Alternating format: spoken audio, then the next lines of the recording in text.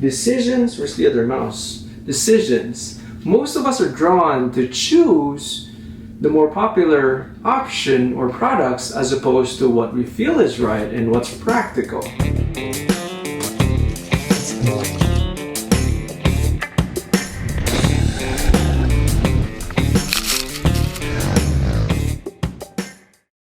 Today we're going to look at the G903, how we can consider it as opposed to the popular ones G502 and the Razer, maybe the Razer Basilisk we're going to look into as well.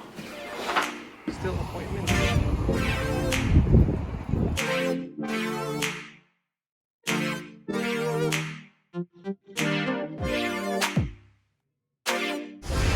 The grip, actually the ring and pinky. It's like has a good rest on the right side. And so is this one because of its curve. But I wish they maintained the form factor and added a button here. For here, it feels like it's too small. This one is a little bit bulky, which supports the palm. You strain your hand more. This one's more wider. Right? And then compare the Basilisk and here, the G502 and this one. Yeah. Okay, this one feels better, right? Feels so good, yeah.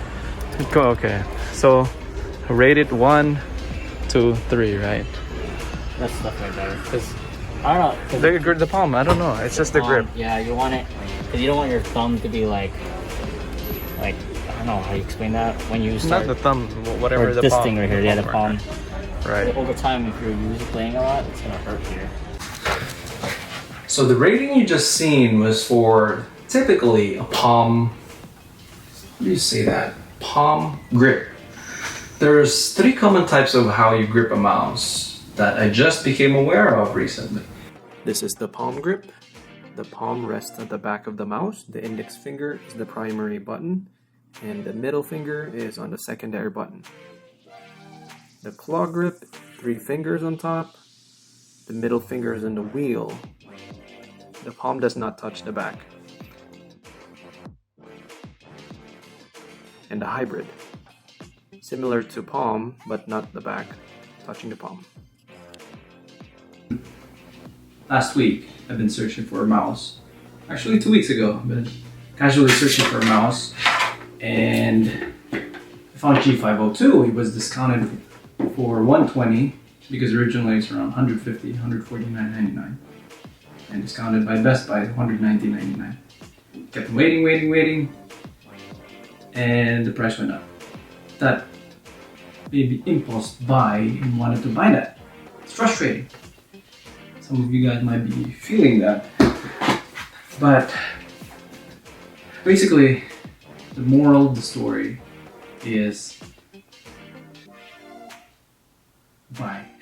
Just kidding. So I tried a 502, as you can see, G502, and I tried the Basilisk Ultimate, and so far I like the feeling of G903 as my palm rests well on the back of the mouse.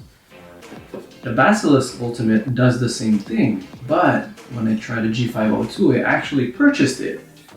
If I get 30,000 views on this video, I'll be randomly selecting one of the comments below to basically send you that G502 that's just unboxed, not even used, or used for 5 minutes, 10 minutes, okay, 1 hour for World War Z. So it has traces of World War Z. Yeah. And I feel like there's a gap for, maybe it's because I've been used to using this type of mouse ever since I've laid eyes on computers. 90s? Anyway, 3 things that caught my eye for the G903. First is the price. I got this for $99, regularly priced as $130.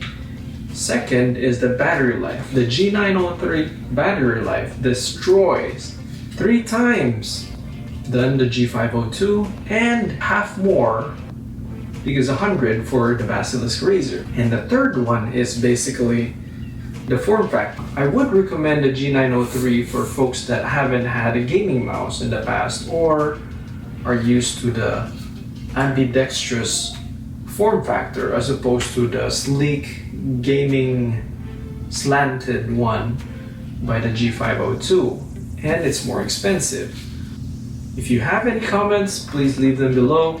Basically, what gaming mouse do you have? What purchases have you done? I'm not proud of the 915, but so far I like it. I'm gonna review that in a couple of days. The TKL, how I can switch from MacBook to Windows, just a press of a button. That's perfect. So I wouldn't ask for you guys to subscribe, but if you would, that would be awesome. And I wouldn't also ask you to put a like, but if you do, it will definitely help others to see this video as well. And thank you again for watching. My name is Punky Duero. I don't know.